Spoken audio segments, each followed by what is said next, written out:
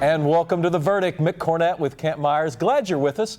We here each week visiting with interesting people and talking about topical issues, and we try to take on the big picture perspective, and I think this show today falls right into that category. Well, it does. There have been some very distressing statistics put out recently about what is the plight of women in Oklahoma, and we are going to have Jean Warner come on and talk to us about a show that we've entitled Standing Up for the Women in Oklahoma. She's been very active in it. She has a lot of good ideas about things that can be done to correct some rather woeful situations. Mm-hmm. Yeah, there are some distressing statistics, and she'll explain and perhaps have some proactive measures we can take. You're watching The Verdict, and we'll be right back.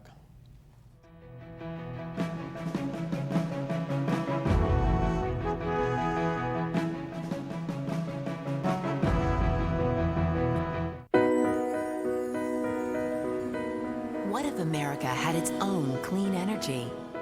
Abundant and available for the next century or more, and possibly indefinitely. A true 21st century energy source would cut carbon emissions in half and do every living thing a world of good. That clean American energy exists. It's natural gas, and Chesapeake is its #1 explorer. For producing clean electricity and fueling our cars without imported oil, natural gas saves money and the environment. Proving the answer to this country's energy needs is right under our feet, and we're not running out. Clean, abundant, affordable, American natural gas.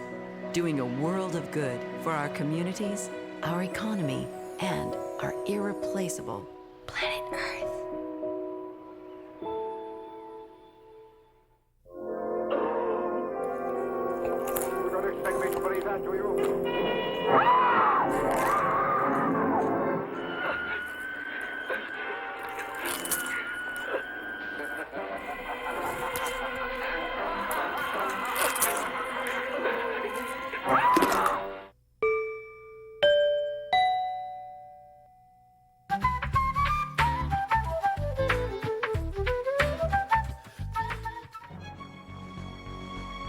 Wilsey, Meyer, Eatman, Tate.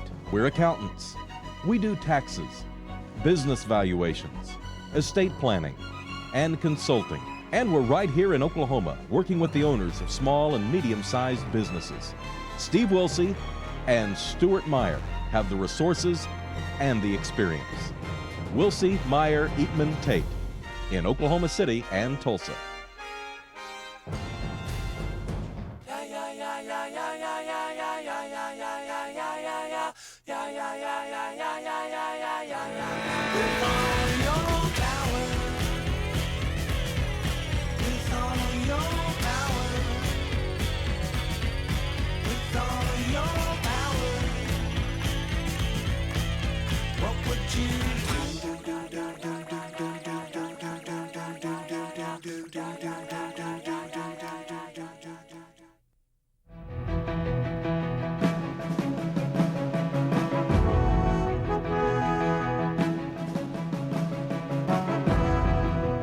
Welcome back to The Verdict. Mick Cornett with Kent Myers, and Kent's going to introduce today's guest.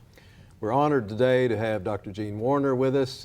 She is a co-founder of the Oklahoma Women's Coalition.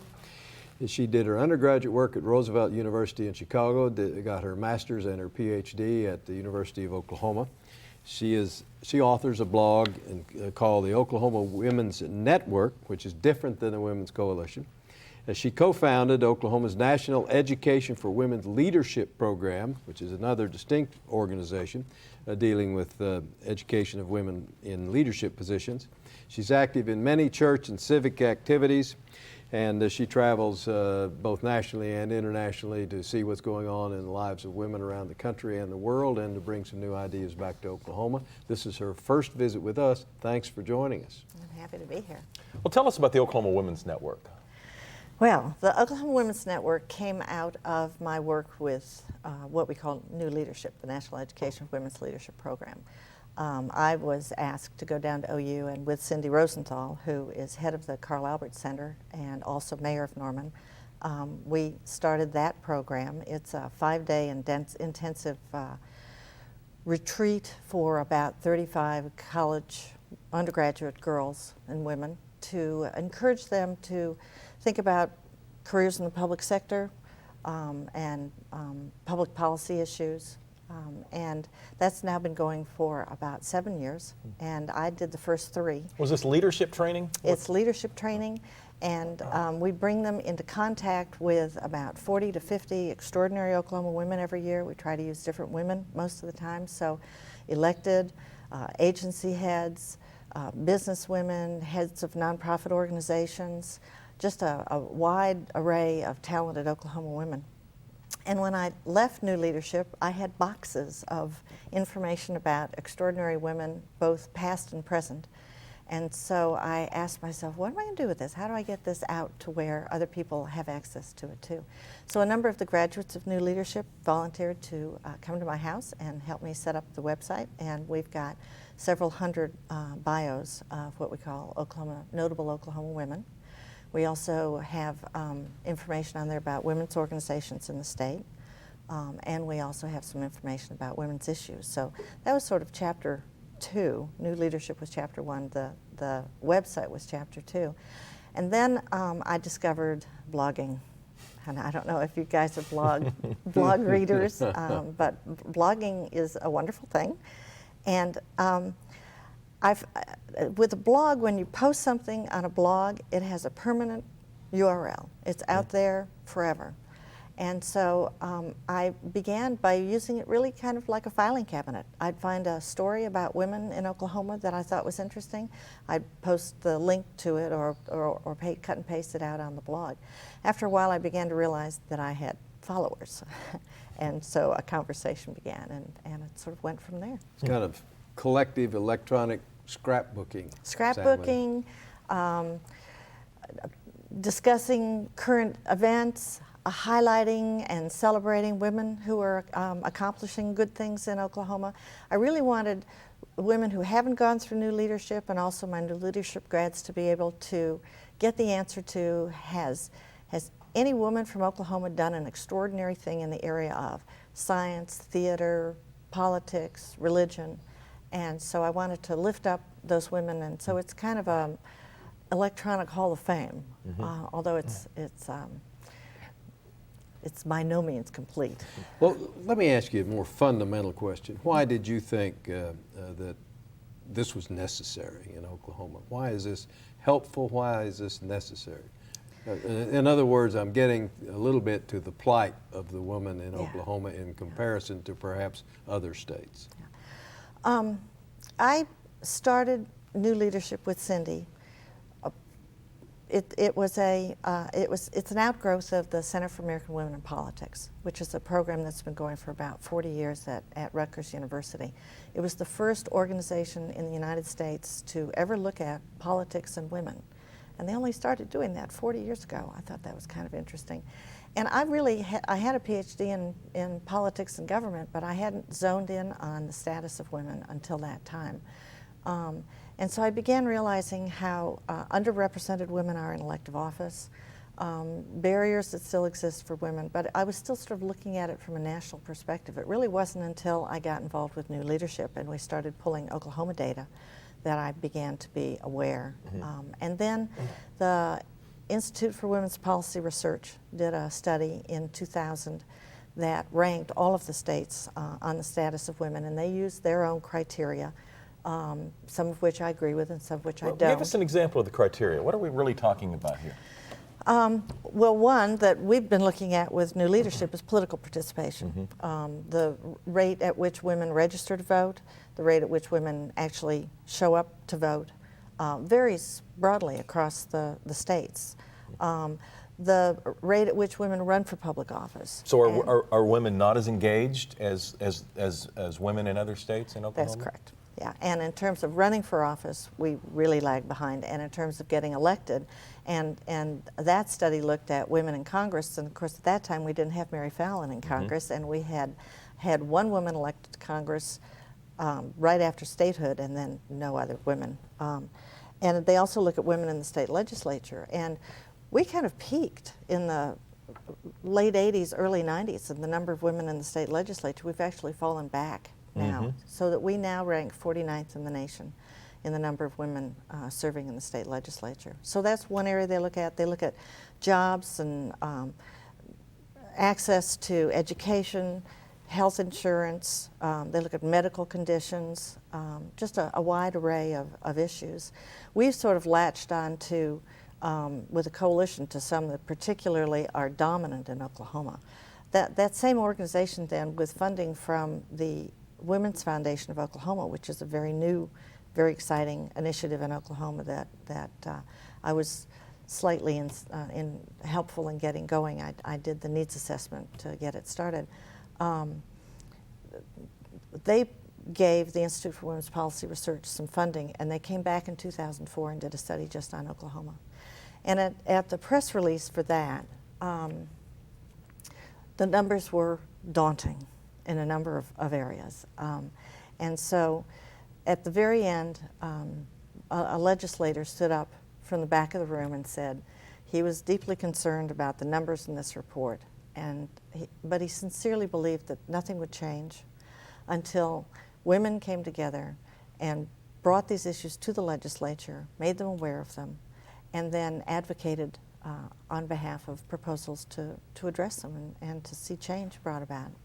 So that was really sort of another, awakening for me. Mm-hmm. That what we've seen, and I've been involved in lots of women's organizations over the years, most of them have a legislative committee.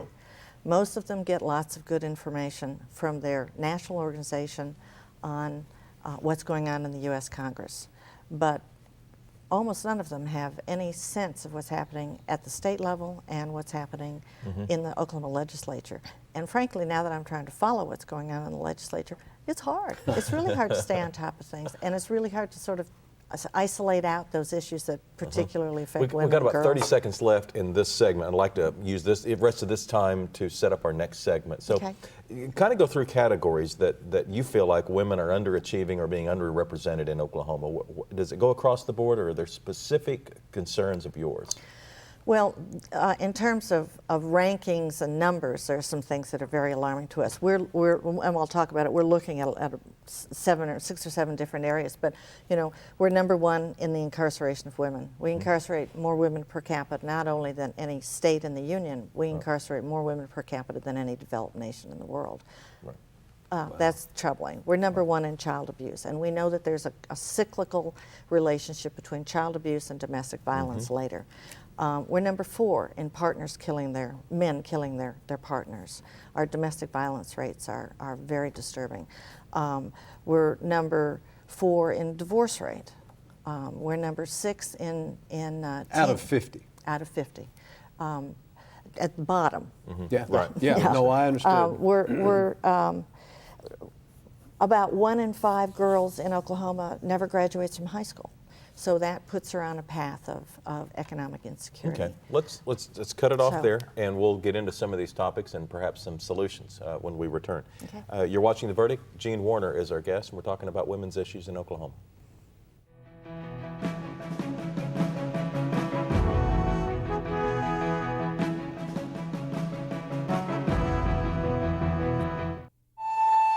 I'm Dr. Suzanne Van Kooten, a research hydrometeorologist at National Severe Storms Lab, and I'm a Chickasaw.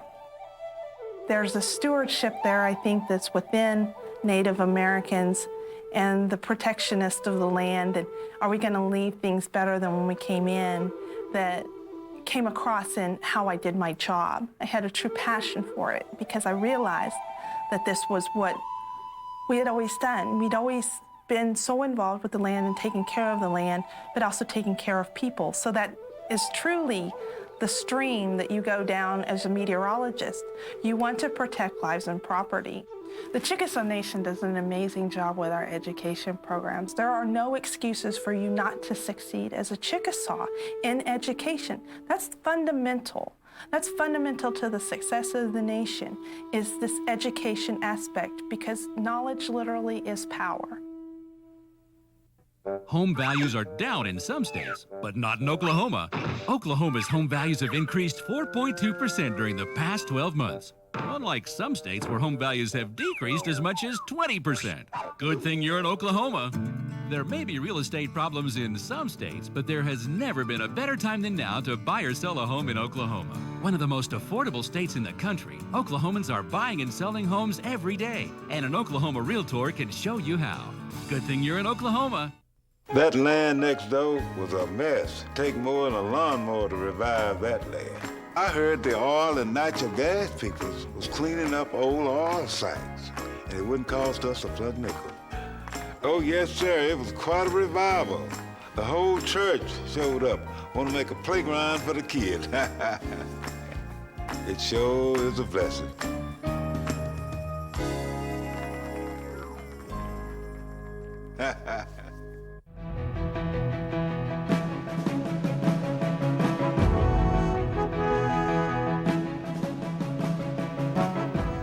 Welcome back to The Verdict. We are discussing women's issues in the state of Oklahoma with Gene Warner. Kent, where do you want to go now? Well, I'm just curious. We've done a show or two and had a number of different guests talk to us about Oklahoma leading the nation and the free and not free world in incarcerating women, and yet we've not ever been able to come up with any kind of reason why that is the case. Why are we putting more women behind bars in Oklahoma than any other place that we can think of? Well, before we go there, Okay. let me lead you in and say, we don't have those answers readily available to the citizens of Oklahoma. We've done 2 interim task force projects that have looked at it. The Department of Corrections has hired a special person who's going to focus on it. There are some experts at OU and TU and around who have thoughts and opinions on it. But as with a lot of issues that the Women's Coalition wants to look at, you know, we can't pull those reports off the shelf and say, this is it and this is it, and if we did that, things would be better. Ergo, that's why we wanted to have the Oklahoma Women's Coalition. We're going to be studying those things so that hopefully a year or 2 from now we'll have those answers, and they'll be folding into legislation and into administrative changes that can begin to address that. Well, would some of these answers also be equally applicable to why women are very high, or we're very high in the number of partners that are harmed or murdered by their spouses, domestic abuse and the like? Would the same causes be present, or would there be different causes? Just looking at sort of the why in general, I think Oklahoma women rank poorly in a number of areas just simply because this is a very poor state. We don't think about that because we don't contrast ourselves very often with other states, but we are a state with a pretty high poverty level. And as my dear husband, who's an economist, likes to remind me. Who was on with us last week. Yes, Larkin likes to say, tell them that if we were ranking men in some of those areas, they would rank very low also. But there are some things that are unique to women that the coalition is interested in and is concerned about. Some of it is that we just have so many people in poverty. Some of it is that we're a poor state, so we don't have the resources to provide the programs and the projects and the training and the special outreach to begin to break those cycles. Some of it, I think, may be societal. If you have a high divorce rate, you've got lots of broken homes. Broken homes mean more families living in poverty. So, you know, just the fact that we are a state that has a lot of divorce works against us in lots of other ways. I think some of it is cultural.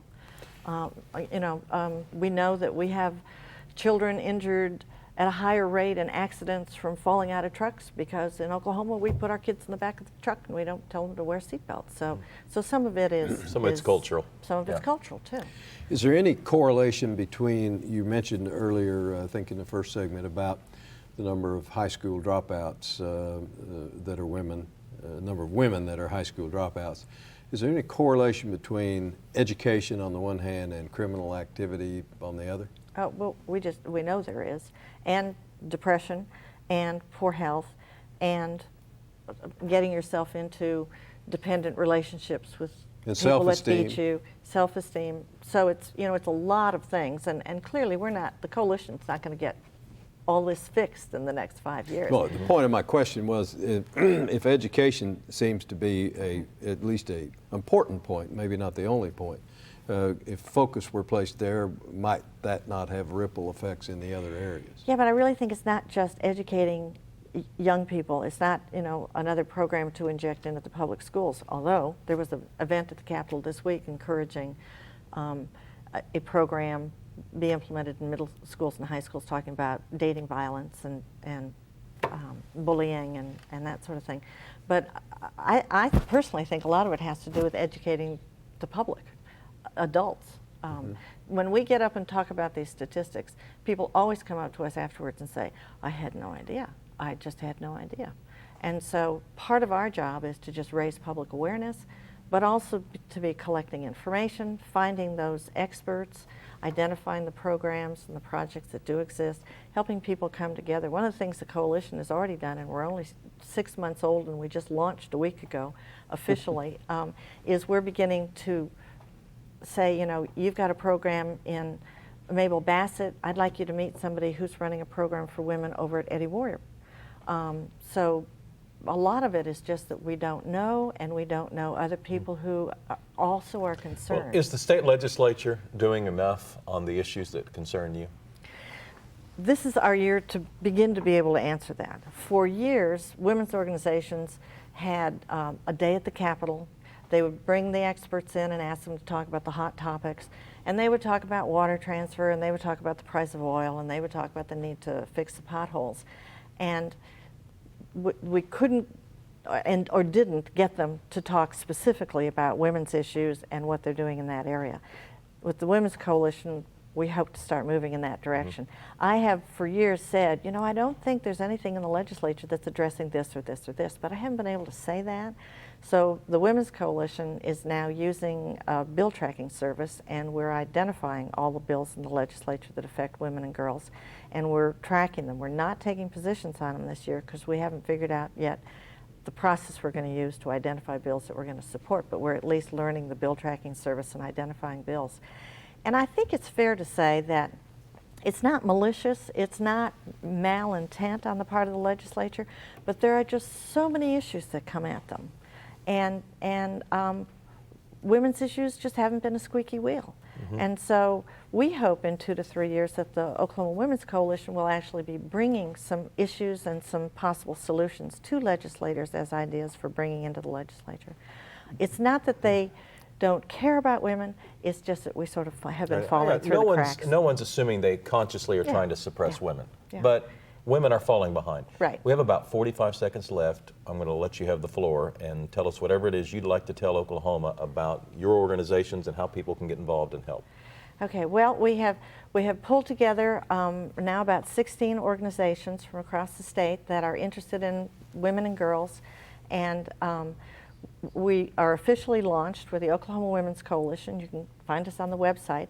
And we are inviting people to join and get interested and help us to identify issues in the areas as they affect women in aging, education, health, incarceration, violence, work, and families. So that's what we're about. She is Jean Warner, and she is one busy lady. Jean, thank you for what you're doing out there on behalf of women in all of Oklahoma. Yeah, and, thank you very much. Do we have your website information? Yes, we do. Okay, we'll give it here in just a few moments. Good. Kent Thank and you. I'll be back with a final word right after this.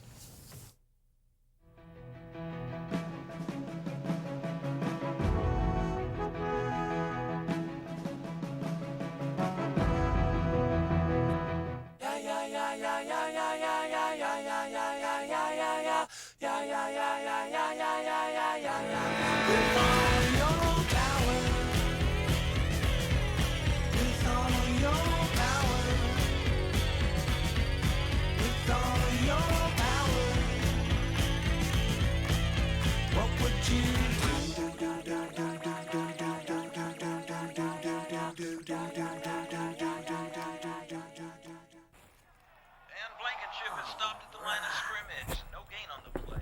Leaving it 4th and 7 on the Tiger 46-yard line. 38 seconds on the clock. The Tigers have no choice but to go for it. Wiggins had to do the kicking. Here's the snap. And the kick is away.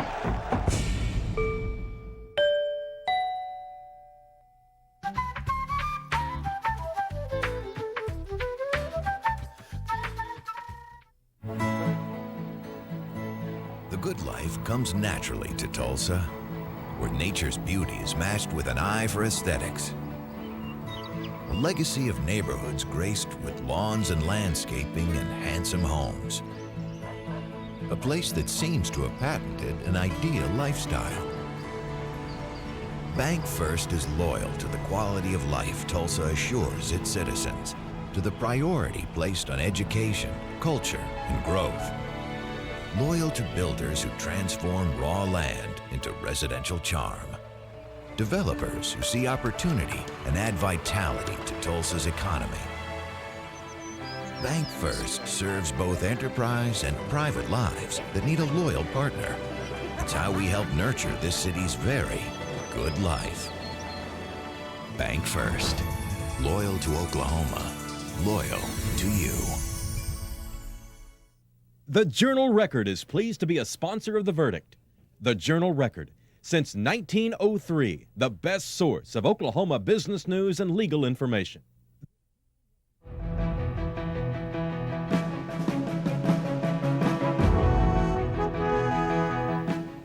We are back on The Verdict. Gene Warner speaking on women's issues. Yeah, taking on a huge task, but one that certainly needs to be taken on, and she's such an effective leader. I think she'll make some real inroads for the benefit of women in Oklahoma. We'd love to drive some traffic to her website. The address is oklahomawomenscoalition.org, oklahomawomenscoalition.org.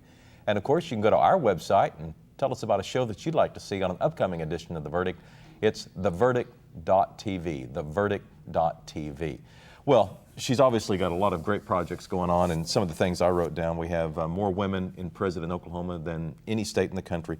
We have problems with child abuse, domestic violence, divorce rate, and 1/5 of our girls are not graduating from high school. And there's some similar numbers involving the boys, but it seems like all of these are developing into a pattern, and that Oklahoma is ignoring young girls and ultimately women, and it's causing a lot of social problems around the state. It's hard to know what the cause might be or what the solution is, but we do know that we shouldn't be in the state that we are. We'll be back next week on The Verdict.